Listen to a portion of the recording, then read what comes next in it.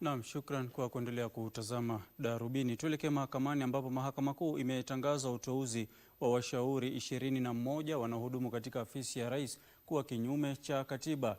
Jaji Bahati Mwamuye aliamua kwamba mchakato uliotumika kubuni nafasi za ushauri na kuwateua wahusika ulikiuka katiba na sheria za utumishi wa umma.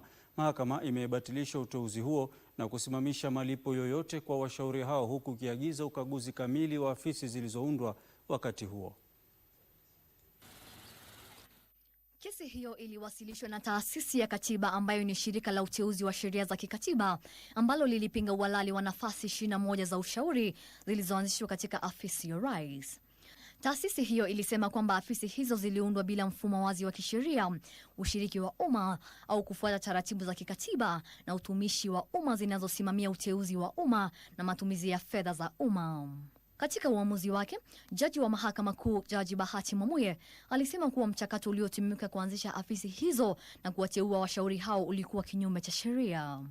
Mahakama ilifuatilia mbali uamuzi wa kuunda nafasi hizo na ikatangaza uteuzi wote wa washauri 21 kuwa kinyume cha sheria na kutoa amri ya kudumu ya kuzuia malipo yoyote ya mishahara au marupurupu yao.